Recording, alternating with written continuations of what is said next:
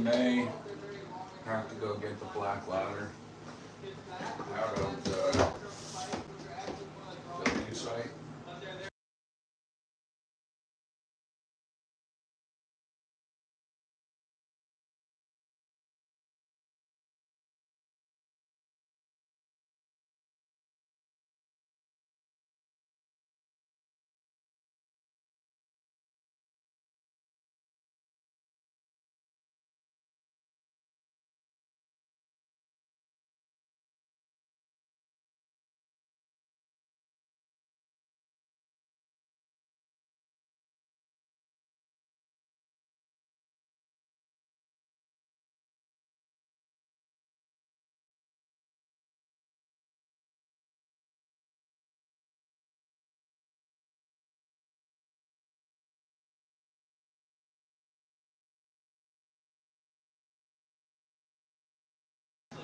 Alright, Alright, ready? Yeah. Alright, ready for you two. Let's go, okay? Come on in.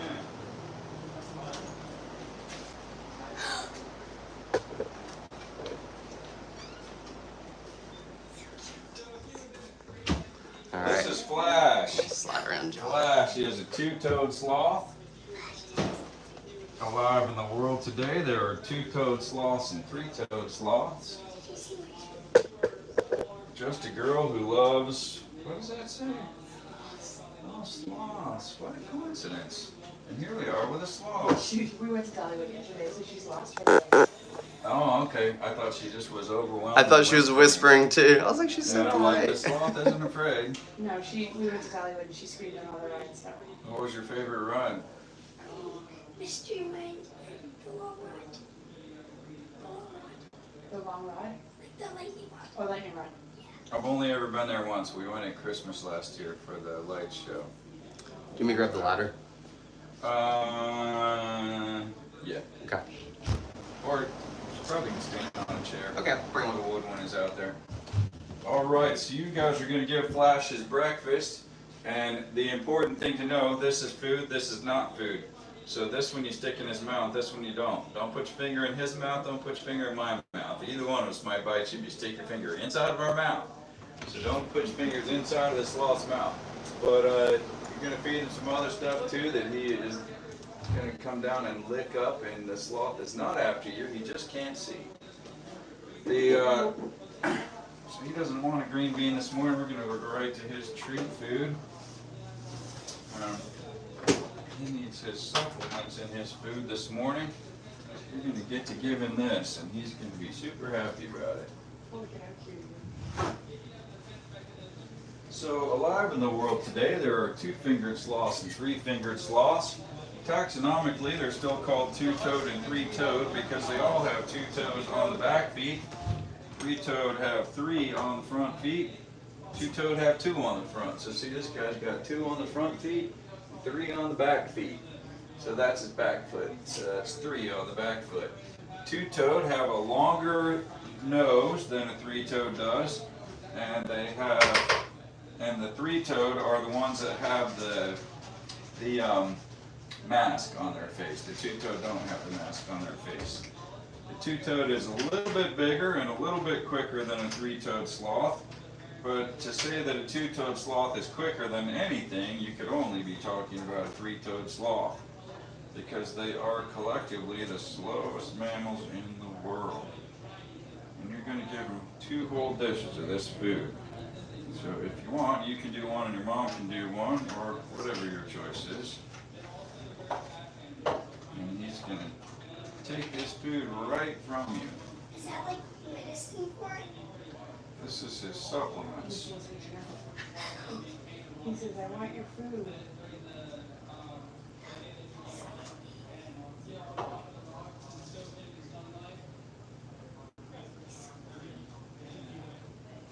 Probably a good thing.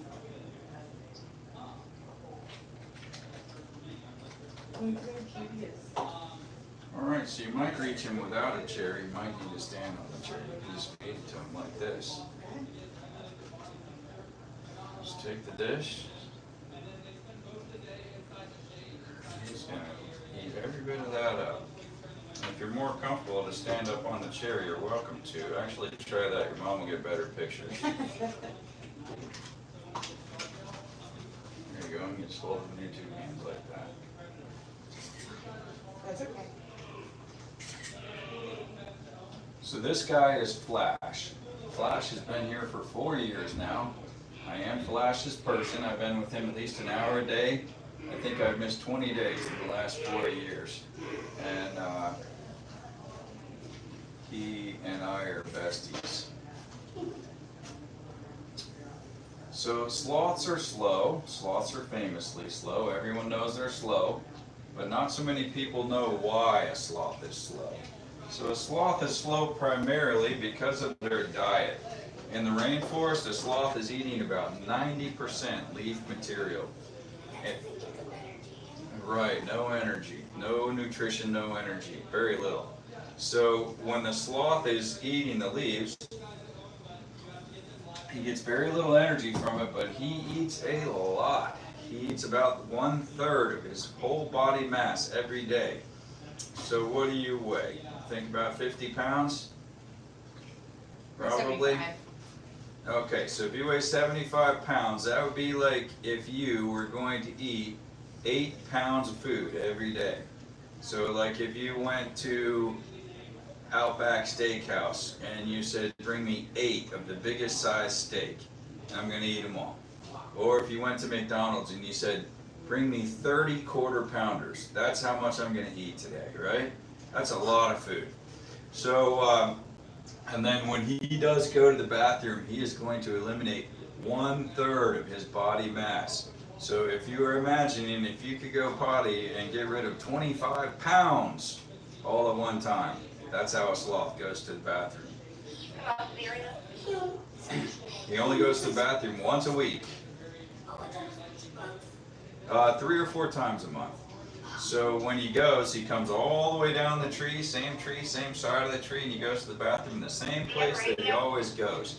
And the reason that I'm standing over closer to her is because I'm weird. It's because there can't be a 12-year-old by themselves on camera on TikTok. You're good. So, under 12 anyway. So the sloth, when he's in the top of the tree, he is safe.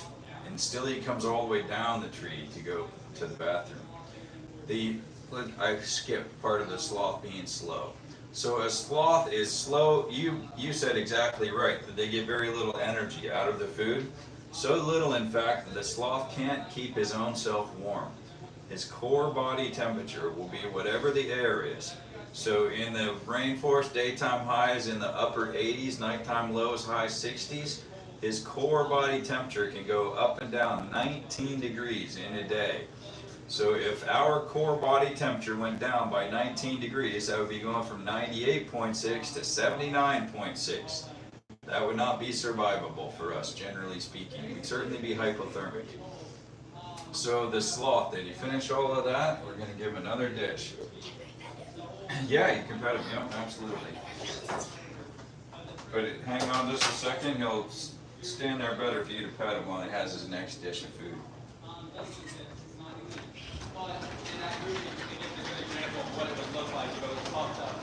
Hey, hey. Hey, hey, hey. Are y'all loving every second of this? Absolutely. You keep petting him? He does feel nice.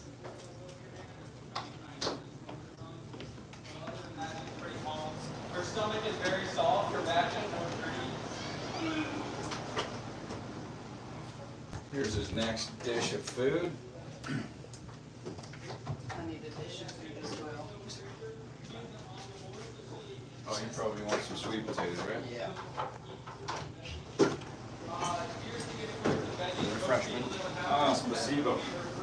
Stick in the fridge for me. All right, so in addition to that, he can't make, she, as a lady sloth, can only make milk for their babies for about 2 to 5 weeks. And most mammals produce milk, store milk, and then give the milk to their babies all in a big meal. Sloths can't store milk. They have no mammary gland that stores milk. So they produce and deliver drop by drop as the baby eats it. They don't have the energy budget to make extra milk that the baby doesn't need, like right now. The sloth, when he's in the top of the tree, he's safe. When he's in the top of the tree, the main things that would like to find other animals in the rainforest would be a snake. A snake cannot find a sloth because snakes hunt by scent and by temperature. The sloth has no scent. It doesn't have any musk gland, scent gland, sweat gland, none of it. So there is no scent to a sloth. So a sloth, we already talked about his core body temperature is whatever the air is. So the snake literally cannot find a sloth. If a snake finds a sloth, it's just pure dumb luck. Yep. The cat can't get to the snake because to the sloth because the sloth hangs on the bottom of the branch, right? And when he sees something moving towards him, he goes like this: end of the branch, get to the end of the branch, and then the branch bends down under him, right? And the cat is going to be coming along the top of the branch like this, trying to get to the sloth. And what's he going to do? He can't get there. And if the cat is hungry enough that he presses the issue to the point that the whole thing just breaks and falls 100 feet all the way to the floor of the rainforest, the sloth can withstand a 100-foot drop easily. So the sloth will almost certainly survive, and the cat will almost certainly not. And the sloth will look over the cat and he'll say, "Ha." I grab another animal. And back up the tree he goes. You're going to have to come back in a minute because he's standing on the chair and Baku's in there. Oh. You can take this though. Take this one? Yeah, Okay. that is the older of the two. And we're still taking name suggestions. Here's one of our baby kangaroos. The sloth will go back up in the top of the tree, and the cat isn't gonna. The one animal that can get to the sloth in the top of the tree is a harpy eagle. A harpy eagle is great big. It doesn't need to smell the sloth, and it doesn't need the branch to hold its weight up while it gets the sloth because, it flies. And if it falls, the flying animal isn't gonna be hurt by a drop. So that's the one animal that can get to the sloth in the top of the tree, and the sloth's defense against that is the moss and algae that grow all in his fur. So when he's in the rainforest, he has all this nasty moss and algae growing all in his fur, and that helps him be disguised. That's part of why sloth research can be tricky, because they're so doggone hard to find, even for people that know where to look. So when the sloth is up there, he's safe, and still he comes all the way down the tree, same side of the tree every time when he goes to the bathroom. The reason for that is the sloth-moth symbiotic relationship. Do you have any idea what symbiotic means? It's a relationship between two animals that are not the same kind of animal that's beneficial or helpful to both of them. So if it was a parasite, that would be beneficial to one, harmful to the other, or neutral. But if it's symbiotic, it means it's helpful to both animals. They both benefit from it. Now watch the way he's moving. See how his hips are pointed like this and his shoulders are pointing around? Watch what he can do. If he turns around here, move the food like this, and he'll turn, he can rotate until his hips are 180 degrees from his shoulders. See that? Wow. He's not doing it right now. He's like, leave me alone, I'm eating. But if this is his hips and these are his shoulders, he can rotate all the way until his hips and shoulders point two different ways. And that's only for the two-fingered sloth. The three-fingered sloth has a really long neck, and the three-fingered sloth just turns his head all around. So he'll finish that now that I stop bugging him. But he has to smell it, not see it, because he doesn't see well. So the reason he comes down the tree is the sloth-moth symbiotic relationship. So in the wild, not here, praise the Lord, in the wild, the sloths need moths, and moths need sloths. So the benefit to the moth is that, and how it works is when the sloth comes down the tree, the moths all fly down into the waste pile, they all lay their eggs, and they get back to the sloth as quick as they can, because he's going to go 100 feet back up the tree in about 3 minutes from when he came down. And the moths don't want to miss the ride all the way back to the canopy of the rainforest. So when the sloth comes down the tree, the moths get into the waste pile and lay their eggs.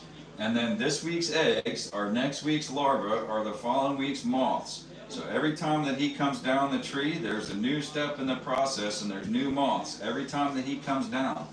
So when he comes down, the brand new moths are going to fly up onto the sloth and live their whole life on the sloth. The only reasons they will ever leave the sloth is to drink water that pools up in leaves up in the canopy of the rainforest, and to get into the waste pile to lay their eggs. Beyond that, they'll live their whole life on the sloth. So the sloth is going to have about 150 moths living all over him all of the time. Can you imagine living like that, right? So he'll keep licking the bowl if you let him.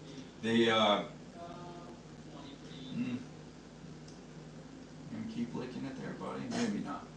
So the sloth, the moths, there's going to be like 150 moths living all in his fur all of the time when he's in the rainforest.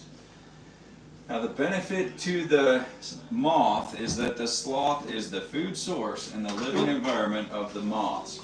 So the sloth is going to, the moths are going to eat the moss and algae that's all over in the sloth's fur, and then they fertilize all that moss and algae with their waste. So that means more moss, more algae, more disguise. From what?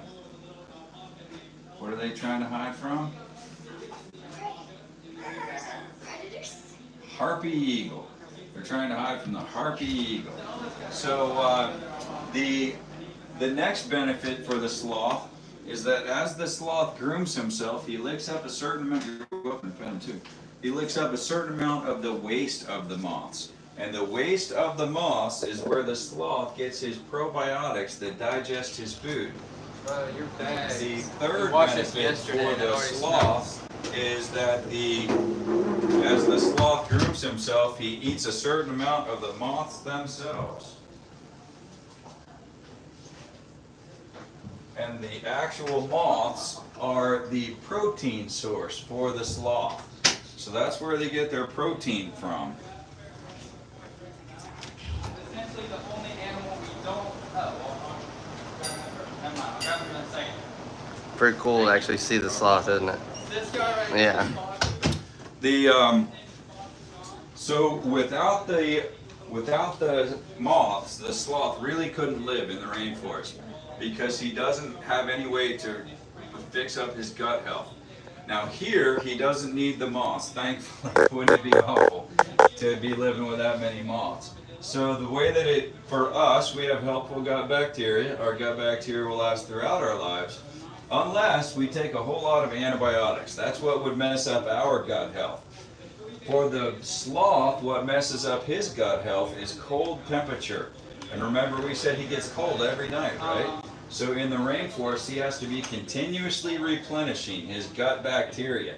Here, just like we don't have to replenish our gut bacteria if we don't ever take antibiotics, here he never gets cold. So his gut health just lasts forever. So we don't have to do much. Sometimes we give him a little bit of supplements here, but he doesn't, well, there's really not much that he needs. Some other things about a sloth. So this guy is crazy strong, right?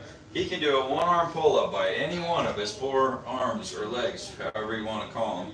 And then he can hang there for a long, long time. Now, have you taken a PE class at school? Did they ever make you do a 2-arm hang from a bar?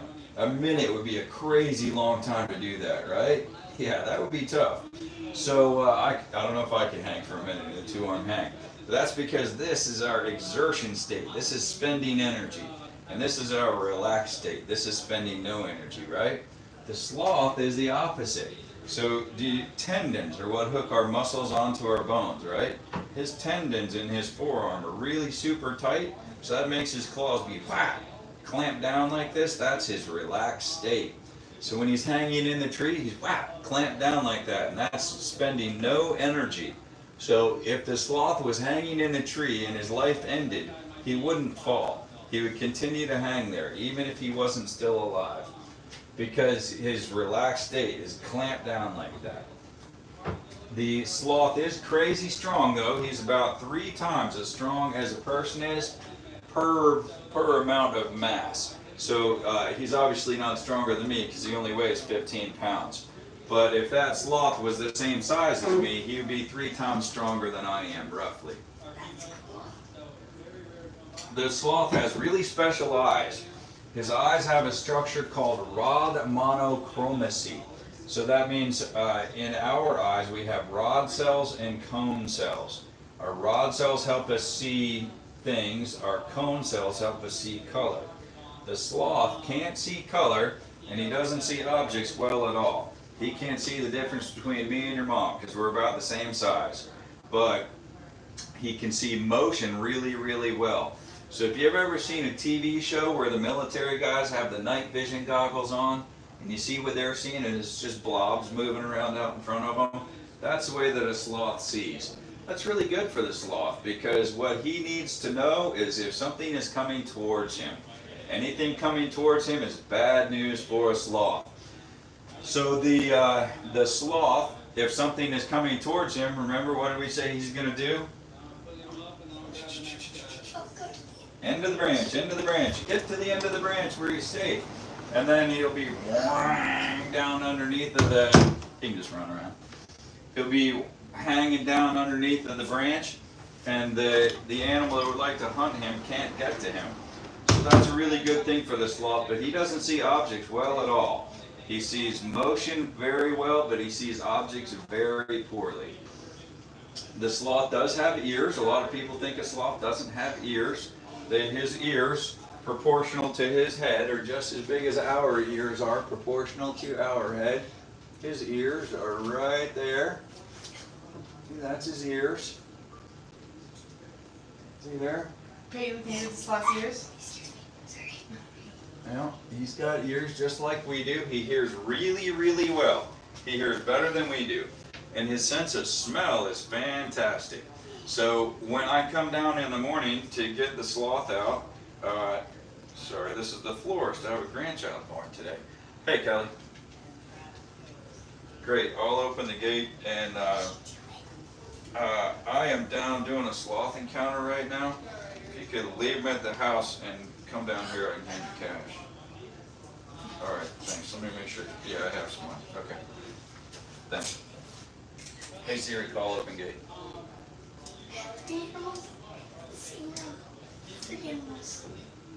New grandchild being born today. That's my florist bringing flowers.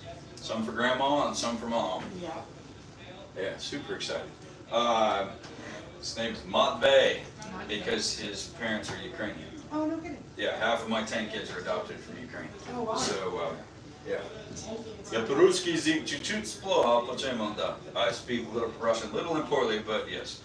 So anyway, the sloth smells really well. So when I come in the morning, I open his door and I say, "Hey, Flash," he comes scurrying right down because he knows what I sound like and he knows what I smell like. So he could pick me out of the 3 of us just because if I was talking, he knows it's me because I sound like me. But if I was silent, he would know it's me because I smell like me. So I never use different cologne, and the sloth knows what I smell like in the morning, and he knows what I smell like in the afternoon on a hot summer day. But the sloth knows. And now look at his glass right here. You see all these smears? That's on his side of the window. So if I'm 5 minutes late getting down here, he's hanging in the door right there, rubbing his nose around, going, "Hey, come on, it's time for the thing. Let's do the thing." And if I'm 10 minutes late, he'll be down here beating the door like this. It's slow-mo. Slow-mo knocking. Yeah, that's as hard as the sloth beats on the door. But the sloth he has. I'm going to show you a skeleton image of a sloth just from a Google search here. So, animal. So he is an insectivore. He's trying to find out if there's any bugs in your shoe. Does he bite? No, only if you're a bug. He likes to eat bugs, but if you don't like him, I can put him away. No, I love him. Okay.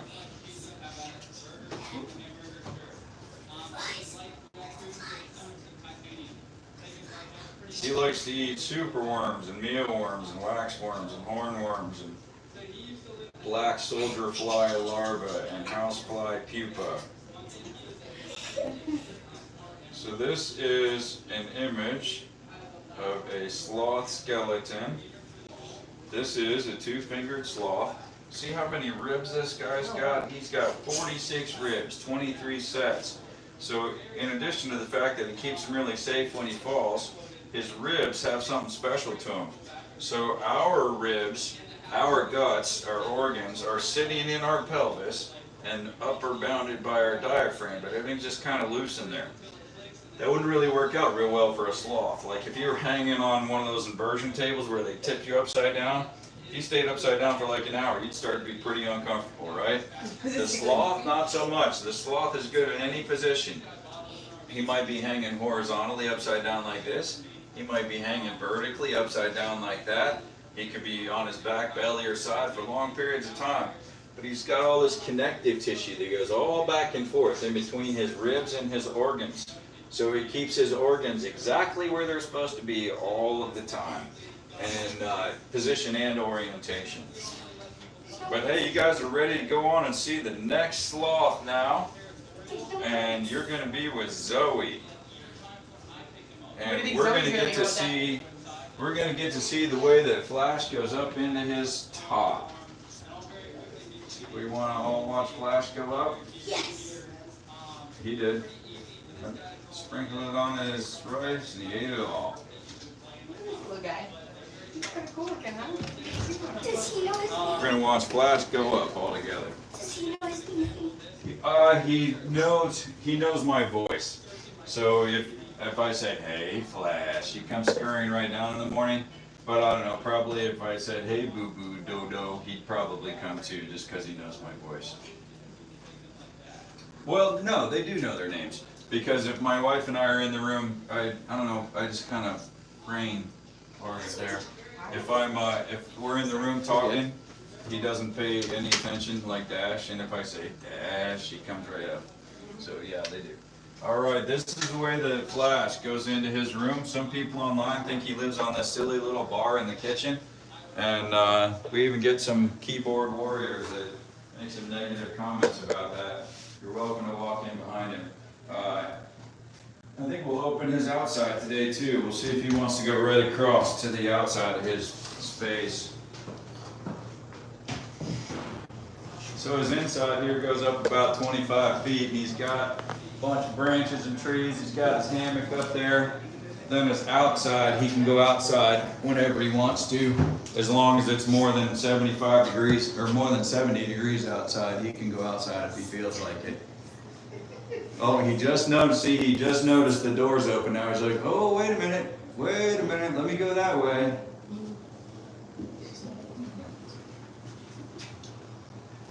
Now he's gonna have to turn around. He doesn't really turn around in the middle of a branch. He's gonna have to grab a different branch, plan his route. Moves a little quicker than you think, right? Look how long he is when he walks all around in the trees like that. So now he's coming down, he's gonna head outside. He's like, oh, I love a warm day out in the sunshine.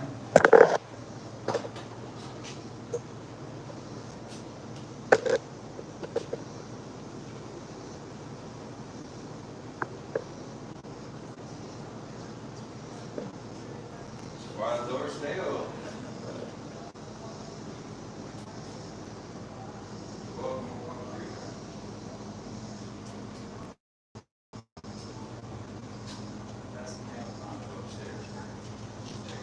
Very cool.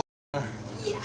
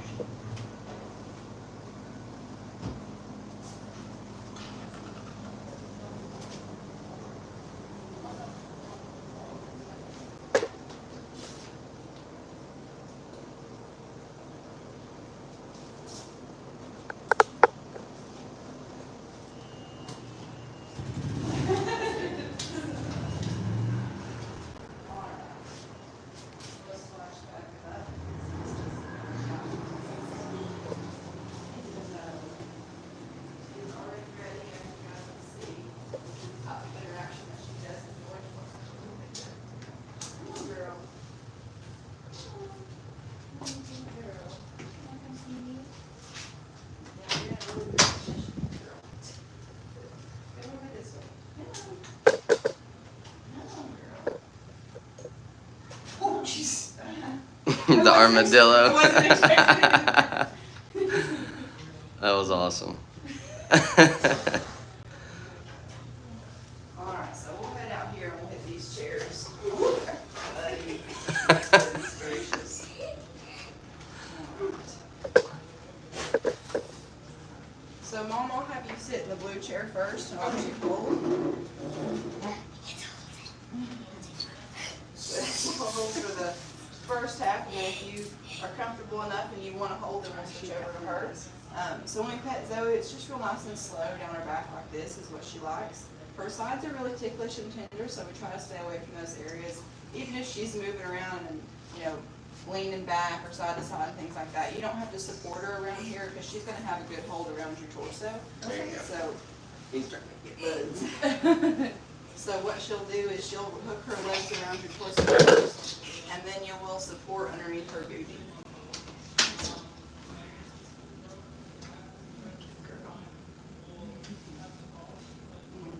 My goodness. And as long as you just support her booty, she will snuggle in there, and that is her favorite place to be. It's like having a newborn.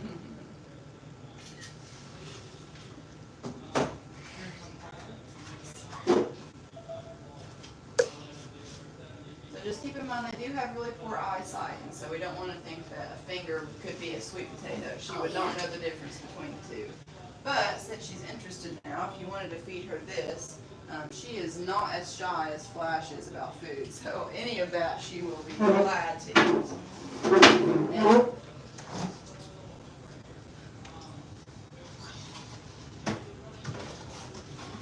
And I'm sure he talked to you about probably just about all the coolest things that there are about sloths. So I'll have to scramble and try to figure out what he hasn't talked about yet. But I'm sure he talked about the really cool relationship they have between moths, that symbiotic relationship. And their eyes, he talked about the rod monochromacy. He did. What's your coolest fact so far that you've learned? What's your coolest facts you learned about the sloth? I feel a lot, like, I can't talk because I lost my voice. But, probably, like, their eyesight. Yeah. What do you think, girl? What are you looking at? I don't have food for you. Zoe.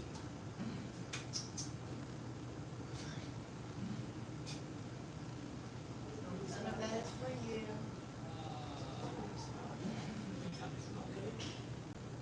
She may be smelling this rice.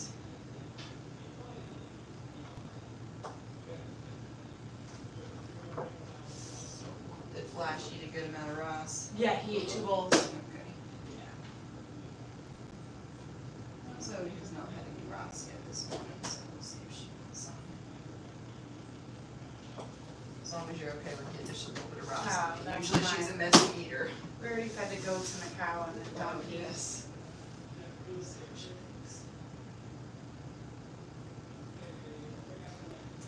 This is the coolest thing ever.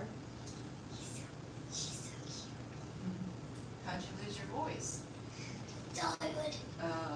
Yeah, let's just tell it yesterday. You can see the picture for Zoe of Zoe.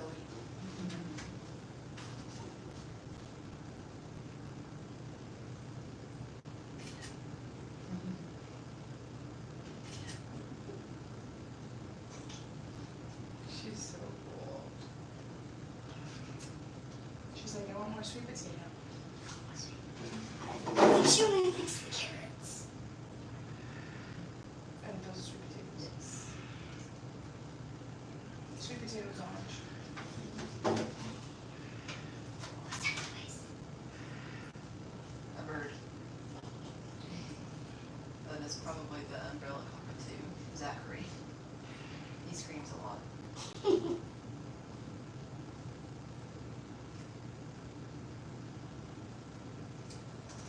So did he kind of talk about some of the issues that they're having down places that they're native to? So kind of the whole idea with having and offering the sloth encounters here and having the sloths here on the farm is that people will kind of get their sloth fix here where the sloths have been bred in captivity for this type of interaction and get enough information to know about the practices that go on with the wild sloth. So a lot of times down in places that they're native to, places will have sloth encounters where you can hold a sloth, interact with a sloth, feed a sloth, and things like that. But those sloths where they're native to down in Costa Rica and Guatemala have been sloths that have been taken from the rainforest. There are no captive bred sloths down there. And so a lot of times what happens is that people will go down there on a cruise ship. The natives kind of get the schedule of the cruise ships around the area, and before a cruise ship comes to board, they'll go out to the rainforest and they go on a scavenge hunt trying to find a young sloth. And they'll take the young sloth even if it's off the back of the mother. They'll take that and they'll dunk it in a bucket of diluted bleach, scrub off all of that moss and algae that's on their back, pull their teeth, and stick them in a roadside petting zoo. And obviously the natives don't present it as that type of thing. Right, They right. present it as, oh, it's been my pet for years, or the mom died and I rescued the baby, or things like that. And so our goal here is to try to, especially with doing lives and things like that, is that we can reach enough of the public that the people would know about things like that before they go down there and have those type of interactions. Because obviously, if you knew the practices that went on, you wouldn't support anything like that. But a lot of people just don't know. No, in fact, we went on a cruise, and we looked for an encounter to see if it was Yeah. on. And, a lot of people think that it would be even cooler if they went down there where they're native to and that they would, Right. have an encounter like that.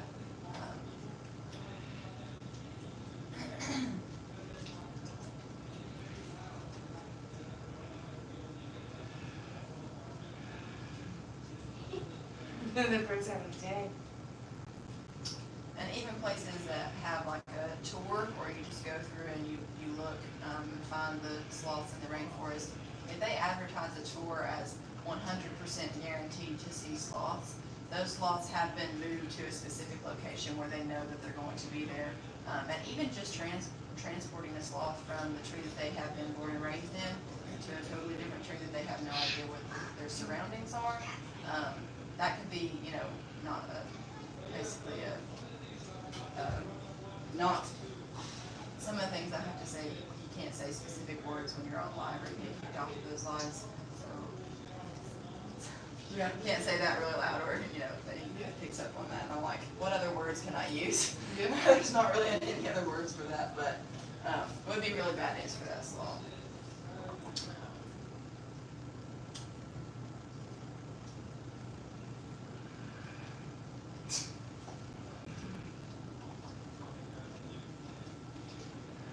What's your favorite pet here?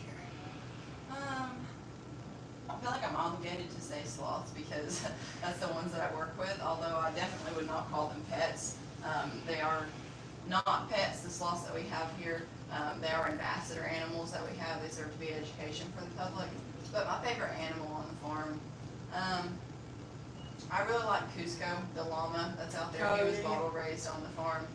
And sometimes he can be spicy and spit at people, but I think deep down he loves everybody. He just doesn't know how to show it. But Baku's pretty funny too. His personality is a lot bigger than he is. Is that the armadillo? Mhm. Yeah, he's just cool. Yeah.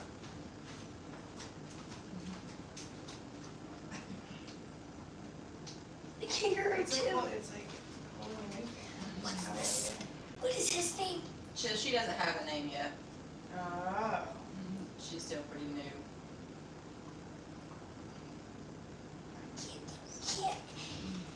Candy. Candy would be good. What is it? Candy. Candy the kangaroo? Yeah. So usually we do rhyming names, so we got her because we had a Joey out in the pouch that was just about ready to be weaned, and we like to raise them in pairs. We don't really want to raise a single kangaroo by itself, and so we needed to get another kangaroo, that way they'd have some playmate to grow up with. And so it is a girl, and she's actually in that pouch next to her, but we're not going to touch her or anything because she's only been in the pouch for 2 days, and she's got an itch. Okay. She's getting itch. And it's so tempting not to rub that belly when she's exposing it like that, but she cannot stand it whatsoever. What do you think, girl? You just laid out.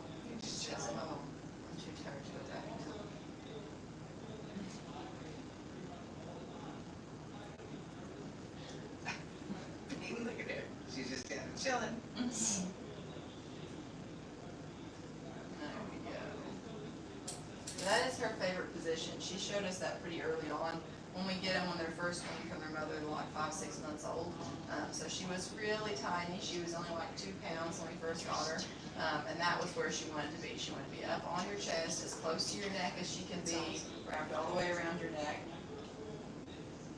And Will you it's funny, breed them here or no? we don't have any future plans of breeding the sloths just because owning the 3 adult sloths are already extremely time consuming. A lot goes into that. And then adding on a baby to the mix would just be a lot more. And so we think a lot more time and experience with these guys before we do anything like that.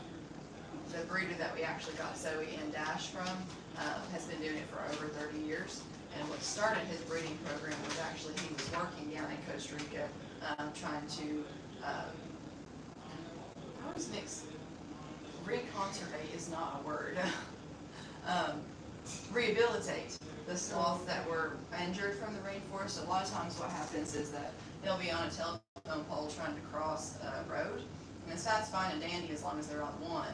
But when they reach over and they touch another one, that's when they're electrocuted.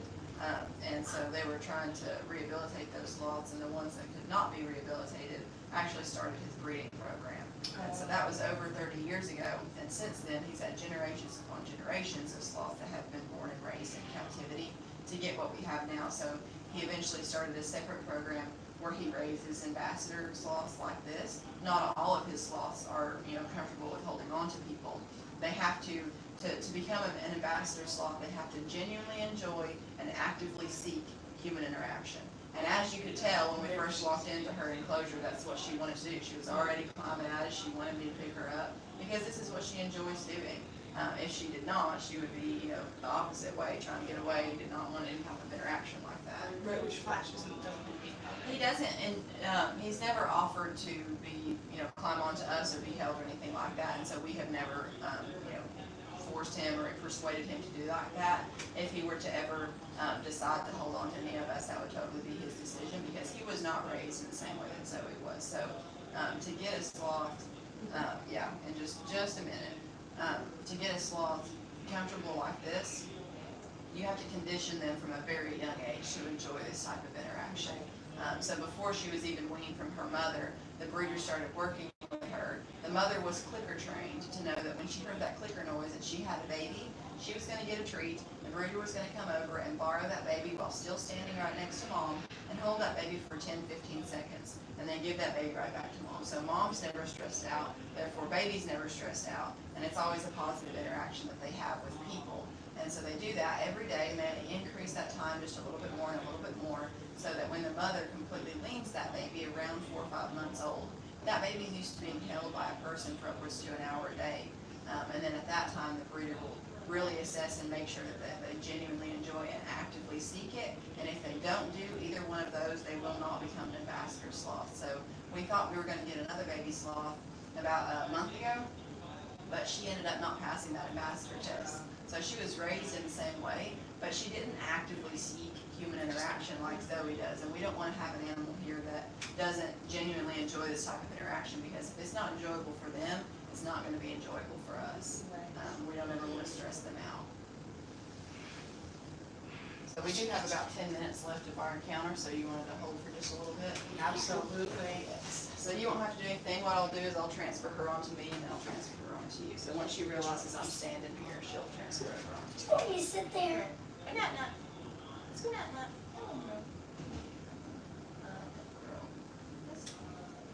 Yeah, if you guys want to switch out chairs. Where's my phone? Okay, where's my phone? Alright. So what we'll do is just a reminder, when we pet Zoe, we want to pet nice and slow down her back. Her sides are really ticklish, so we don't want to get too close to her sides. We always want to pay attention to where we're petting her, and we always want to support underneath her booty. So she will wrap her legs around your torso just like this, and then after she wraps her legs around you, you'll support her underneath her booty. Now with her claws, John probably already talked about her locking mechanism. Sometimes when she squeezes you, it can be a little bit uncomfortable. It's not because she's trying to be mean, that's just what's natural to her. So if she pinches or squeezes somewhere that's uncomfortable, all you have to do is just tap, tap her foot, and she'll loosen up for you. Oh, that's nice. It's not as bad as Smith.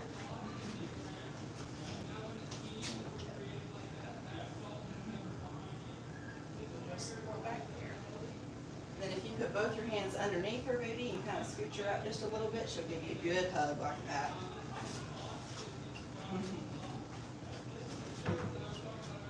Go exploring, girl. She may be looking for some snacks. This way.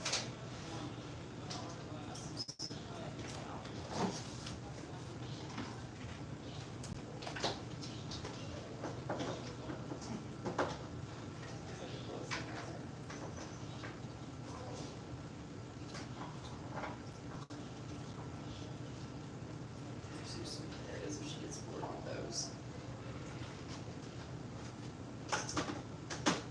And I know it's so tempting to touch that belly, but she cannot stand her belly being touched. So Zoe was our first baby sloth. And with any first baby anything, you know, it's your first baby, and so you want to do everything just right. And so as soon as she started showing us pretty early on that she didn't like her sides to be touched, or she didn't want her belly to be touched, we went completely hands off in those areas. And because of that, she's still really sensitive to it. So with Dash, our newer baby, we're trying a lot harder with him to make sure that while we're feeding him and while he's being held, that we're slowly touching him on his sides and touching him on his hands and his arms to make sure he's comfortable with everything. Let's see if she wants some rice here. Girl, look here. Oh, you might be able to hold that with your chair. Just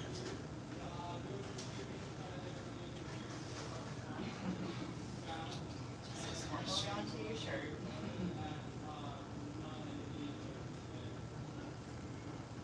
So that was the mixture that she was switched on to as soon as she was weaned from her mother. It's that rice mixture, and it's a mixture of brown rice, shaved up sweet potatoes, and a really high quality dog food that's been soaked in water and then mixed into it. So while in the wild they would get their protein through the moths that are on their backs, they would eat some of those. In captivity, since we don't have the moths, we opt to give them that high quality dog food, and that's where they get their protein from. And then after they're 2 years old, they switch over from that mixture onto 2 hard-boiled eggs a week instead of the rice, and that's where they get their protein from. So one hard-boiled egg only has like 16 grams of protein in it, but they have extremely low protein requirements, so they don't really need a whole lot. Did you name Flash after Zootopia? I think so. So we've got Flash, Dash, Zoe, and then our next girl that we get will name Chloe. All about the rhyming names. So you need 2 names for kangaroos. We do. Both girls. We've thought about Thelma and Louise. We've thought about Hop and Flop. What are some other ones? They're all leaving me now. But we have not been set on anything. I like Hop and Flop. Hop and Flop is cute. So the mother-daughter would be like kangaroo and roo. Mm-hmm. What do you think? Do you have any ideas? Is this a lot? Is this a lot? She's hot. No, is this a lot? I think so, like.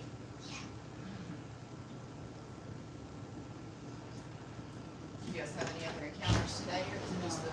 We did like a little bit of a tour and like got to feed the cows and the goats. Mhm.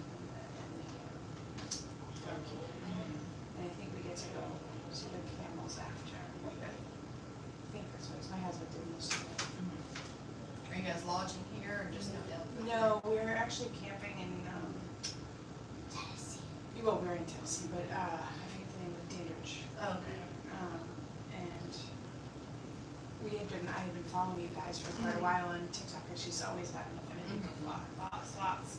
And then I was like, wait, they're in Tennessee. So I was like, we should make the ride. Huh. But it was a surprise. We didn't tell her what we were doing. She had to wait, because her birthday was a few weeks ago.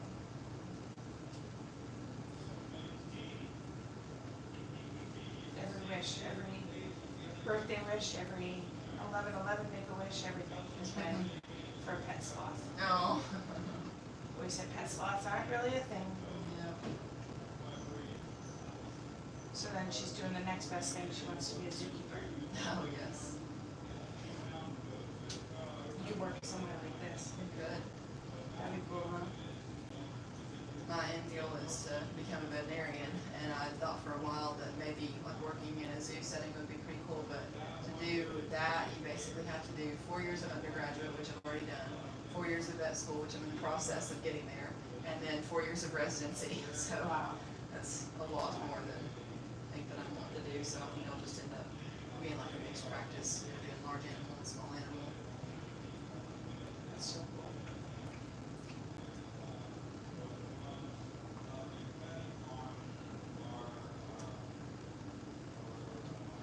That it? All done?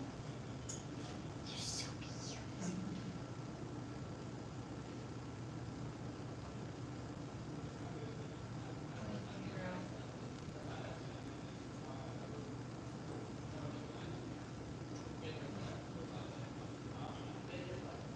Is she softer than you thought? A lot of people think that the sloths are gonna smell bad or be gross and stuff like that just because pictures they've seen of wild sloths. Yeah. Because in the wild, they have a lot of moss and algae and fungus and stuff like that all over them.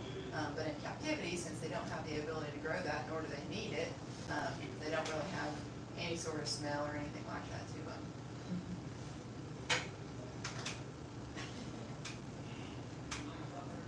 Just this morning, I saw a video of some guy that does a lot of exotic animal rescue and stuff like that. She might be curling up into a little ball there. Sometimes she does that. Just right there, picture.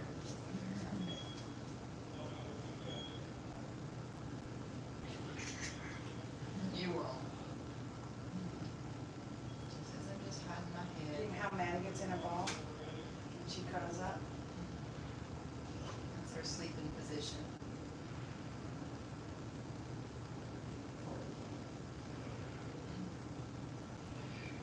Just this morning, I saw a video of the guy that works with a lot of exotic rescue animals, like a sanctuary or something, and he was saying the top 5 hardest or worst exotic animals to keep, and sloths was like number 1 because he was saying that they stunk and they were nasty, and I'm like, how many sloths have you been around? Right. Like, you must have just been around wild You sloths. definitely don't Yeah, smell it. no. They don't have any sort of natural scent glands, musk glands, odor glands, anything like that. And in the wild, they don't really stink in the wild either. They just smell like the rest of their environment. They Yeah, have a like lot of that moss musky and algae. moss. Yeah, they just smell like the rest of the rainforest, which is why for snakes, it's actually pretty difficult for snakes to find them. If they do, it's basically just by happenstance because snakes hunt through temperature variations and sense of smell. So since they don't really have either one of those because they can't maintain their own body temperature, it's pretty difficult for a snake to pick them up. The other one happens to be the biggest camel in America as far as we know. According to Google, he is. This guy weighs 1,250 pounds, that guy weighs 1,750. The most interesting thing about a camel is their ability to store and use water in the form of fat. On the hottest day in the desert, a camel can go 10 days to 2 weeks without a single drop of water. In that period of time, they can lose 30% of their body mass from dehydration. So the big guy out there who weighs 1,750, if he lost 30% of his body mass, that would be 500 pounds in dehydration. If he was actually that dehydrated, the hump up top would be loose and floppy, hanging off one side or the other. And when he got to a significant source of water again, that camel can drink 50 gallons of water in 3 minutes, and that's 50.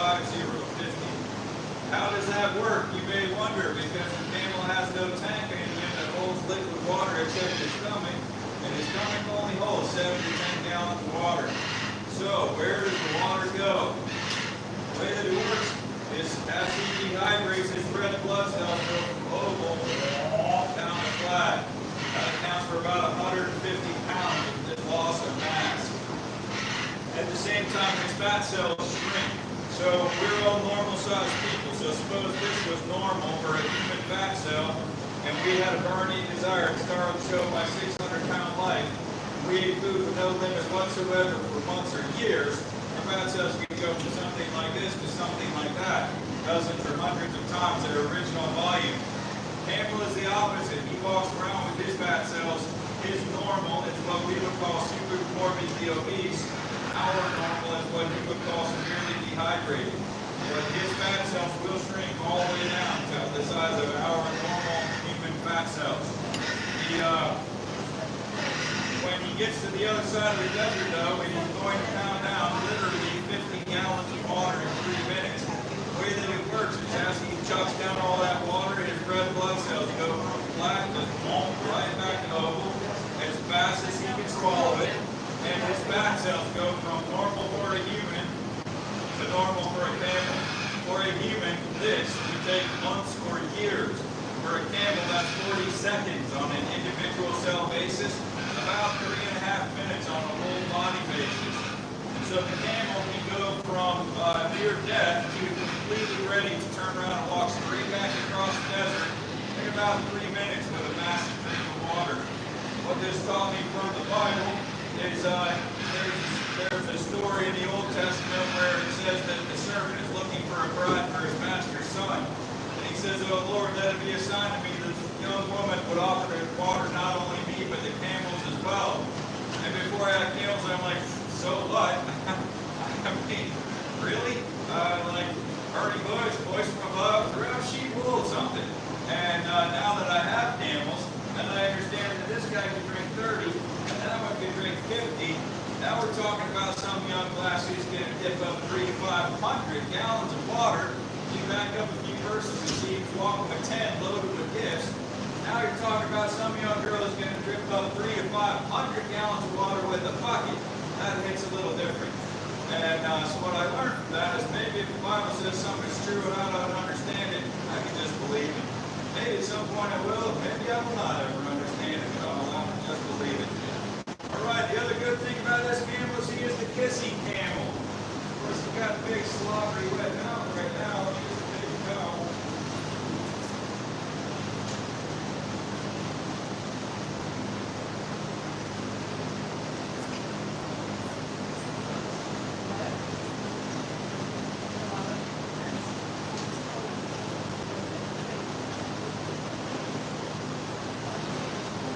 Alright, so if you want to kiss this camel, just walk up and you go boo boo. Camel will give you a kiss. Come on, go do it. Makes a great picture, and if you don't want to kiss, you can do a selfie. You got a long arm for someone to take it for you. Come on, big and loud.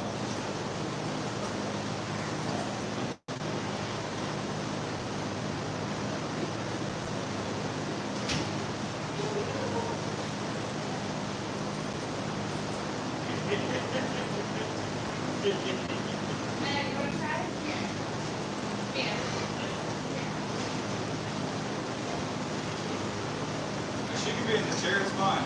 She'll reach down to it.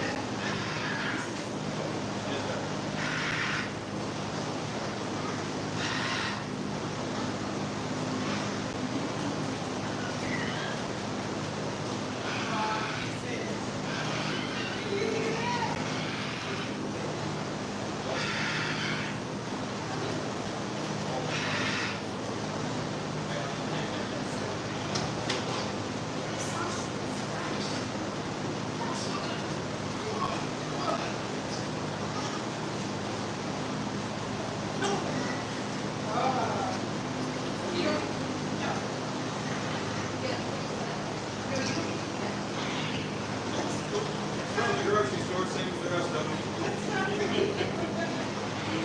She just came up with the diet. She's doing nothing before the 13 tests. So she is now starting to realize that she would invite things instead of fun. It is. And can eat a tree if it wants to. Yeah, all the trees on the backside here, we don't yeah, and so they have all these candlelit hanging out in their mouth. And,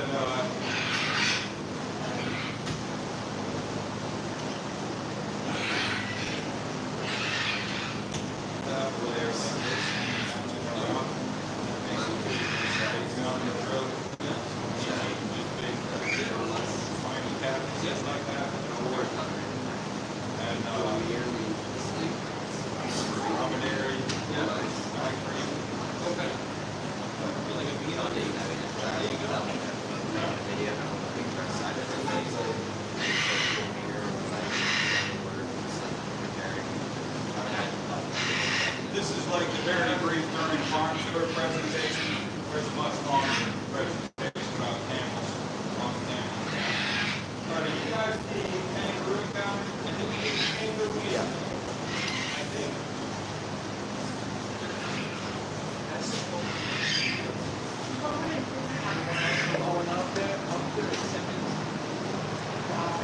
Grant, we're gonna walk out here with you.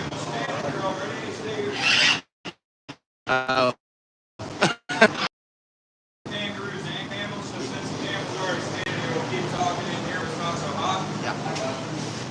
Alright, so the longer camel talk. So we already talked about their ability to store and use water. Other things about a camel. Starting from the front, all camels have no top teeth in the front. All camel lids, camel palms, alpacas, vicunas, guanacos, none have any top teeth in the front. So that makes them able to eat more, not less. Then that picture I just showed you of the papillate, that's all these things hanging down in their mouth. That guides the food longitudinally down their throat so it doesn't get sideways in there when they're eating too big of stuff or too sharp of stuff. The camel has a split top lip. The two sides of his lip work independently. Those are strong enough to fix grass just with his top lip. Camel has 3 eyelids. His first eyelid closes to make his eye watertight. His second eyelid closes against the sand that he can see through it. You want me to wear it, Mike? Hey, I gotta pick. You're good. His second eyelid closes against the sand that he can see through it. And his third eyelid closes to close his eyes. They're all pretty voluntary muscles. He can choose to close 1 or 2 or 3 of them. His eyes look like they have big dips behind them. But it's not so much that he has dips behind his eyes as that his eyes are sticking out from the sides of his head on this big bony structure right here. That gives him a wider field of vision all the way around so that he can see what's coming up behind him. Camel's ears close up airtight and watertight. Doesn't seem like a big deal to me, but the Lord saw fit to make it that way, so it must be important. Camel's big long neck is very helpful to him. His nose is slit shaped. He's got about 1 billion hairs in his nose. They go all the way back about to there. As he exhales, all of those little tiny hairs catch all the water vapor that's in his breath, so that he is exhaling only dry air. As he inhales, all that same water vapor moisturizes the air all the way down to his lungs, so he doesn't suffer so much from the dryness of the desert air. Moving back, long legs make a huge difference. If you're sitting at your campfire and you got your hands down here, you might burn your hands off, right? Hold them just this much higher and see how much cooler that is. So surface of the sand down where his feet are, that might be 140 degrees. Come up to the level where his body is. Not only the ambient temperature is all the way down, but you can get all that air motion swirling all around him. So that helps him keep his feet way, way cooler in the desert. Speaking of the legs, as you look at his legs, he's got these big, callous, leathery patches all over his legs, right? So when he lays down onto the ground, he goes down like this. These are the places where his skin is going to touch the ground when he lays down. So see, he's got a big leathery patch in each one of those places. Then in between his 2 front legs, see this big huge thing right here? This is called his sternum plate, also called his pedestal. When he lays down, the sternum plate lays on the ground, and his body cavity does not. So it leaves like a 1 or 2 inch gap between his body cavity and the ground. Now that may not sound like a big deal when you're just thinking about it, but put it in this perspective. If this is your stove top and this is your hand, how in love are you with that 1 inch gap, right? I mean, conduction, convection. So it's a big difference. Camel, his hump. His hump does not have any liquid water in it. That's a common misconception. This is only made with fat and adipose tissue. There is nothing in there except fat. When he's dehydrated, his hump is flopped over like this guy is right here, which he is not dehydrated. He's just a baby, so it hasn't stood up yet. But that's the way it would look if he was flat as a horse on the top. His spine goes straight through here. This is all goes to use fat curve. That's what gets him across the desert. Massive large intestines. When he's in water conservation mode, his intestines will squeeze every bit of water out of his poop before he lets it go. When it hits the ground, it is dry enough to light it with a match the second that it hits the ground. If you're walking a camel in the desert, you need to have a bag. You got to pick up everything he drops off because this is your walking Kingsford container right here. There's nothing else in the desert you can burn. You can't build a campfire out of sand. So if you want want to be able to cook your food or your little turkey tea or whatever that night, you better hope your camel brought you something burned, because there's nothing else you're going to get. Now, unfortunately, the camel's poop doesn't smell like anything.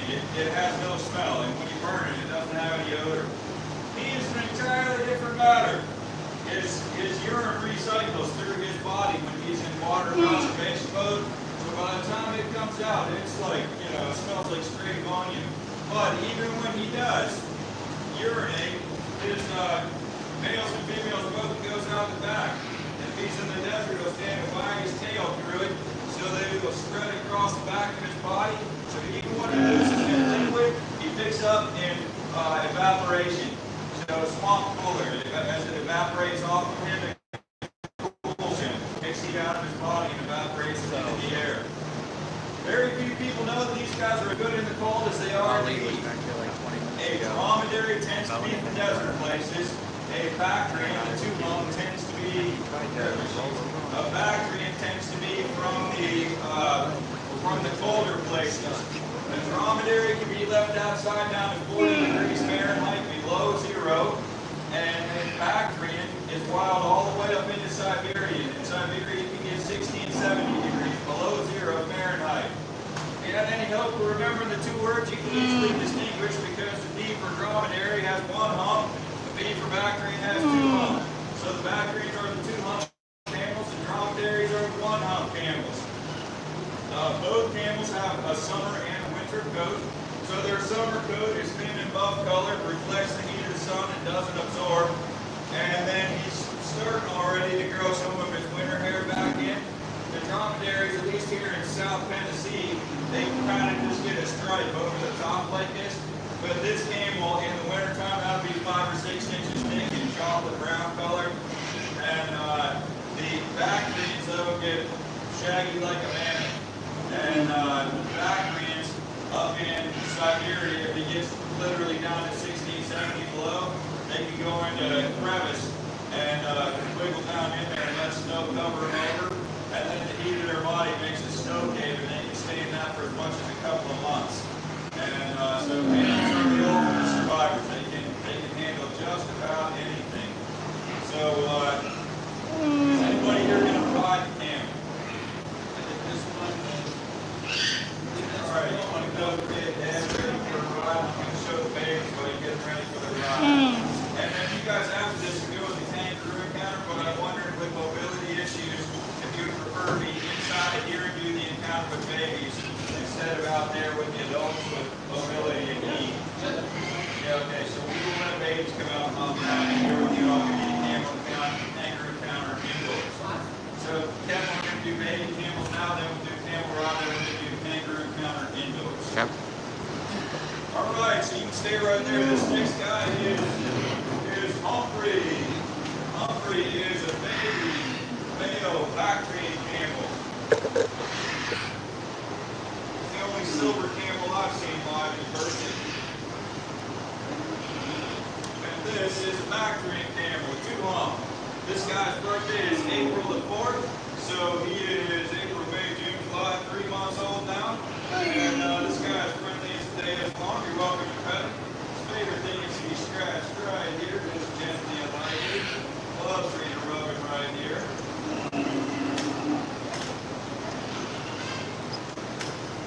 And these are our two bottle baby camels. These guys eat bottles for up to a year. How long they would nurse from their mothers. Kangaroos would be well beyond what they would nurse from their mother, just because that's how you get to have these kangaroos. But the camels in wild would eat milk from their mother for a year. So they'll be bottle fed for a year. Yes, you good boy. Yes, you're a good boy. And how much does that look like? I'm going to guess about 250, give or take.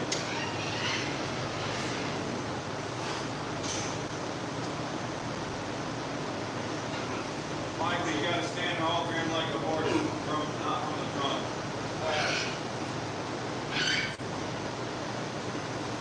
Hey, come grab Humphrey, I'll get that.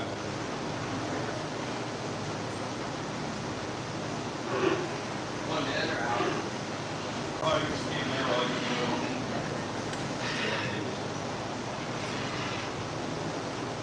I think it looks like he's wearing like a really bad today. They were like putting his hair back and showing him one day. It's like, evil day. right there. Yeah, that'll work. I just checked. There's one in there.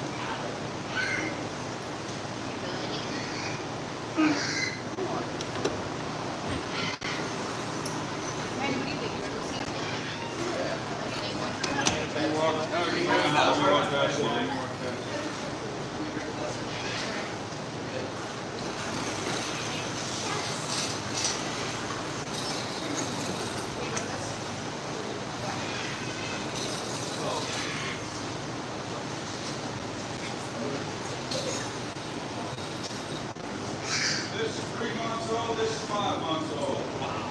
You're pretty quick.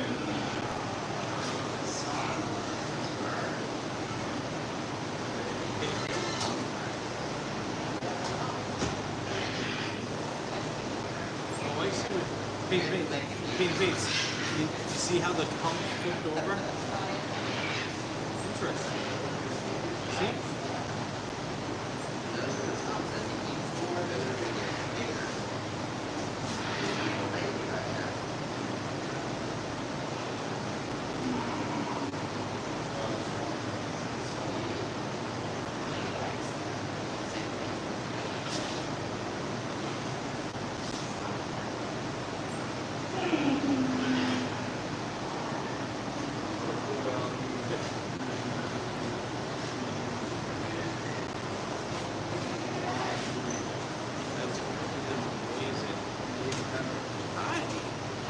This one's working on this kid's too.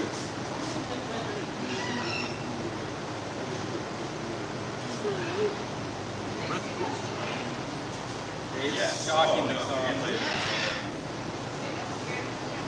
Just about a month ago, his hair was wiry and like he had none. It was like kind of gross to feel. Like it just didn't feel good. It felt weird, but now it's just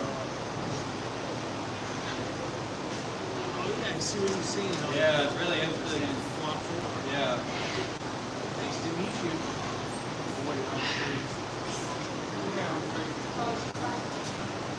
Oh, yeah? Which is it? Guys,